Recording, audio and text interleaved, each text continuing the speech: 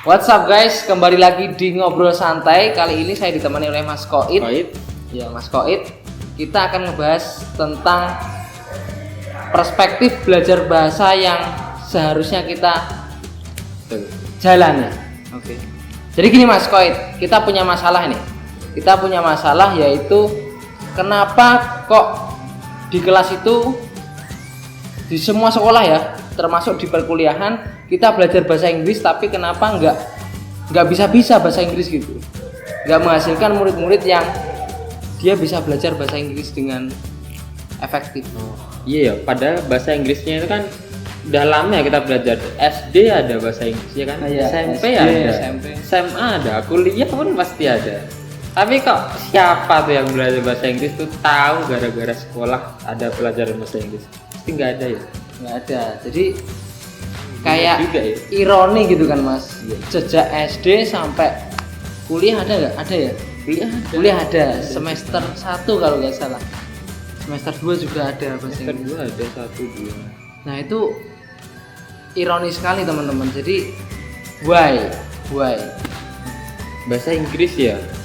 Kalau dari saya sendiri sih, bahasa Inggris di kuliah tuh, sekolah, kuliah, SMP, SD, SMA itu tuh bosenin.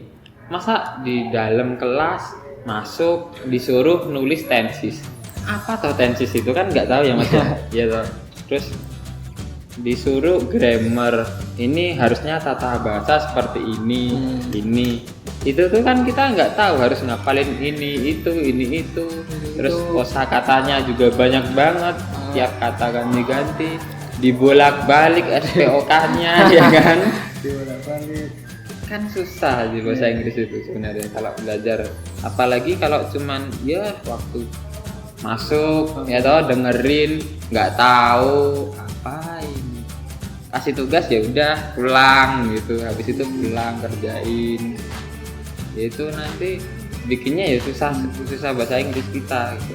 Dan juga orientasi itu Mas. Ngomong-ngomong soal orientasi kan, kalau di kelas kan otomatis orientasi kita itu kan bukan belajar bahasa Inggrisnya kan. Ya jujur aja kalau saya sekolah dulu begitu, karena dituntut untuk mendapatkan nilai yang baik. Iya. Itu pendapatnya Mas Koit gimana? Bahasa Inggris kita harus, kalau nggak dapat nilai bagus nggak lulus, apalagi bahasa Inggris UN. Ya harus kita mau nggak mau ya harus belajar di sekolah, di kelas ya, walaupun kadang susah, kadang nggak ngerti, nggak paham atau gimana, dipaksa-paksain belajar, pakai les di luar kayak yang bosenin gitu, metode belajarannya bosenin itu ya, kita ya dipaksa harus sih, karena itu emang tuntutan nilai bagus, harus lulus ujian, kalau enggak udah kita harus lulus. Jadinya susah tuh kalau belajar bahasa asing itu, terutama bahasa Inggris kan, ya, karena sangat perlu sekali kita belajar bahasa Inggris. Nah mungkin itu permasalahan kita sekarang. Ada nggak sih Mas solusi untuk permasalahan tadi yang bisa ditawarkan kepada teman-teman di rumah atau di kos gitu? Sebenarnya tergantung orang-orangnya sih sendiri. Orang ini bisa bahasa Inggris tuh dari belajar kayak gimana, orang yang itu bisa belajar bahasa Inggris dari belajarnya caranya seperti apa, kan beda-beda.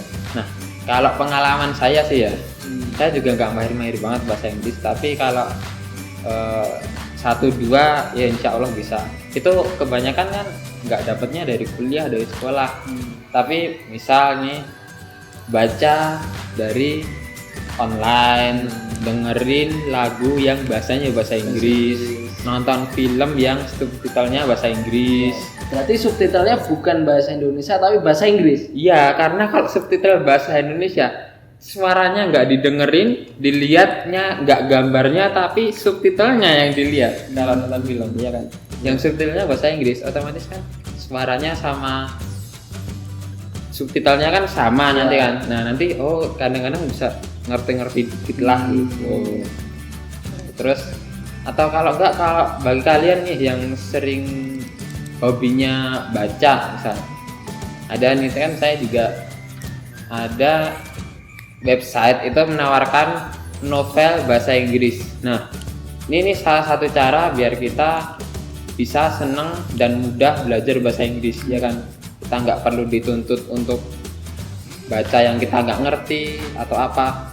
Kalau kita suka baca novel misal atau buku atau seperti apa, udah cari itu buku-buku yang kita suka yang berbahasa Inggris, online seperti itu di website kan banyak. Nah, itu pasti kita nggak bakal bosan, soalnya kita seneng dan di situ bahasanya bahasa Inggris, berarti kita dituntut untuk belajar bahasa Inggris, tapi kita nggak bakal bosan dan menyerah dalam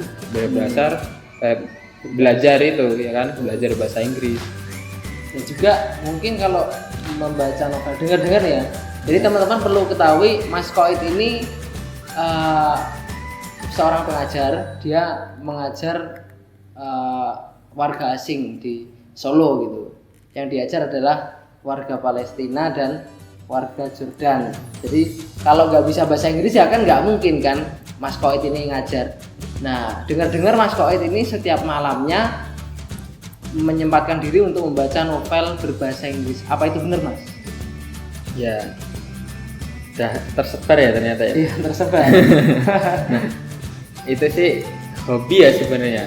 Hobi kan saya kebetulan saya punya itu beberapa daftar website. Nah, di situ tuh isinya adalah novel-novel bahasa Inggris. Nah, saya tuh suka banget baca di situ novel-novel yang ada di situ itu kan, sampai larut-larut malam bacanya. Sebenarnya nggak cuman sebelum tidur sih, Mas.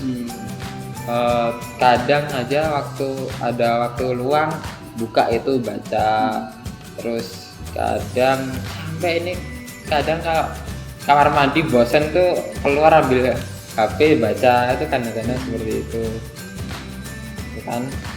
Ya pokoknya itu jadi hobi lah, waktu tiap malam sebelum tidur nggak bisa tidur apalagi sempetin baca gitu.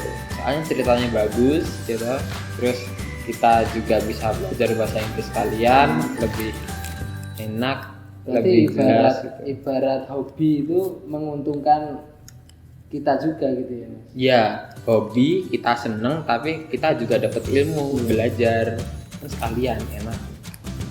Nah, ini pesan-pesan buat yang nonton nih, Mas.